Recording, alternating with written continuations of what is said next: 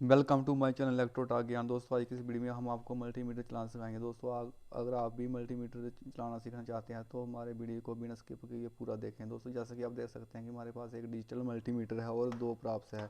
और जो black colour की प्राप्स होती है ये ग्राउंड की होती है और रेड कलर की होती है ये पॉजिटिव की होती है। तो दोस्तों, आप मल्टीमीटर पे भी देख सकते हैं तीन पोर्ट्स दिए गए हैं, पहला, दूसरा और तीसरा। जो तीसरा वाला पोर्ट्स है ये ग्राउंड का होता है। तो चलिए सबसे पहले हम प्राप्स को लगाना सीखते हैं। तो जो जो मैंने ब्लैक कलर की प्रॉप्स है वो ग्राउंड में लगा दी, जो रेड कलर की है वो बीच वाले पोर्ट में लगा ली। अब जो तीसरा पोर्ट बचा है इसके बारे में हम बाद में बताएंगे। तो दोस्तों, जैसे कि आप देख सकते हैं कि मल्टीमीटर पर बहुत से ब्लॉक दिए गए हैं। तो सबसे पहले हम इस ब्लॉक की बात करते हैं। तो इस ब्लॉक में हम 0 मिली वोल्ट से लेकर 1000 DC वोल्ट तक हम मेजर कर सकते हैं। और ये DC वोल्ट का निशान है। तो हम सब एक बैटरी को टेस्ट करके देखते हैं। हमारे पास एक बैटरी है। और एक बात का बहुत ध्यान रखना, जब भी पहली बार किसी भी वोल्ट को मेजर करें तो स्विच को सबसे हाई पॉइंट पे सेट करें। तो मैंने स्विच को 1000 DC वोल्ट वाले पॉइंट पे इसको सेट कर लिया है। तो जैसे ही मैंने बैटरी को मेजर किया तो इसमें जो रीडिंग है वो 008 DC वोल्ट आ रही है। इसका मतलब ये 8 वोल्ट है और ये 20 वोल्ट से नीचे है। तो जो 20 अब स्विच को हम 20 वोल्ट के रेंज में सेट करेंगे।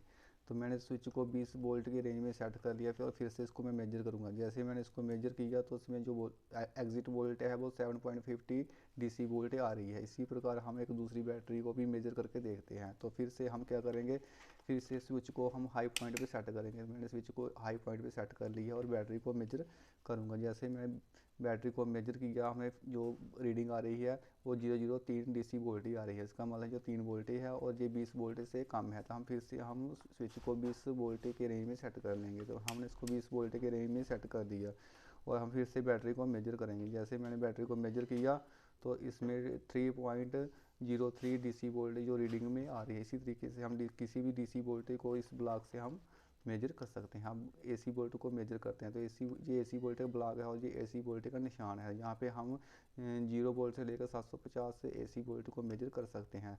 तो किसी भी AC वोल्ट को मेजर करने के लिए स्विच को सबसे पहले हाई पॉइंट पे सेट करें। तो मैंने इसको सबसे पहले हाई पॉइंट पे इसको सेट कर ली है और प्रॉप्स को मैंने AC सॉकेट में कनेक्ट कर ली है। तो जो हमें रीडिंग मिल रही है वो 187 AC वोल्ट के आसपास मिल गई है। अब हम लो AC वोल्ट को मेजर करके देखते हैं। तो हमारे पास एक 909 का ट्रांसफार्मर है और उसको मैं प्लग इन करूँगा। तो मैंने इसको प्लग इन कर लिया है।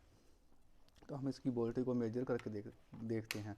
तो फिर से हम इसको सबसे जो हाई पॉइंट है इस पर सेट करेंगे। तो मैंने इसको सबसे हाई पॉइंट में इसको स्विच को सेट कर दी है। तो हम इसकी वोल्टेज को मेजर करके देखते हैं कि इसमें कितनी जो रीडिंग आती है।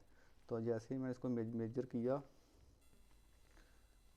तो इसमें जो वोल्टेज है 017 आ रही है। इसका मतलब ये 17 वोल्ट है और ये 200 वोल्ट से कम है। तो अब मैं इसको स्विच को 200 वोल्ट के रेंज में सेट करके इसको मेजर करूँगा। तो जैसे इसको 200 वोल्ट में के रेंज में इसको मैंने मेजर किया तो हमें जो इसकी एग्जिट वोल्ट है वो 70.0 मिल रही है। तो इसी तरीके से हम AC और DC वोल्टेज को हम मेजर कर सकते हैं। दोस्तों, अब बात करता हूँ इस ब्लॉक की। तो ये रजिस्टर को मेजर करने के लिए है और ये ओम्स का निशान है।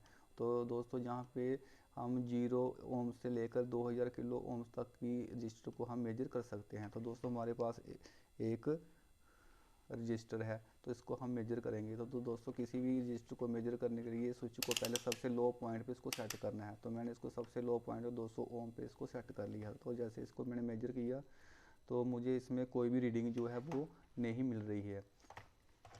तो इसका मतलब ये है कि ये जो रजिस्टर है ये 200 ओम से ज़्यादा है। तो मैंने इसको 2000 ओम पे इसको मैंने सेट कर लिया है। तो जैसे इसको मैंने मेजर किया तो इसमें कोई रीडिंग जो है वो नहीं मिल रही। इसका मतलब है ये 2000 ओम से भी ज़्यादा है। तो मैंने इसको अब 20 किलो ओम पे इसको मैं सेट कर लूँगा।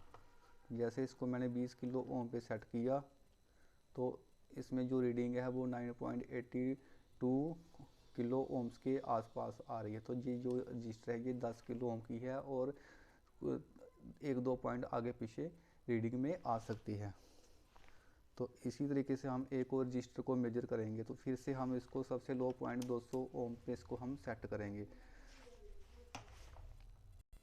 तो जैसे इसको मैंने मेजर किया तो इसमें कोई रीडिंग जो है वो नहीं आ रही है। तो इसका मतलब है ये रजिस्टर जो है ये 200 ओम से भी ज़्यादा है। तो मैंने इसको 2000 ओम पे इसको सेट कर दिया।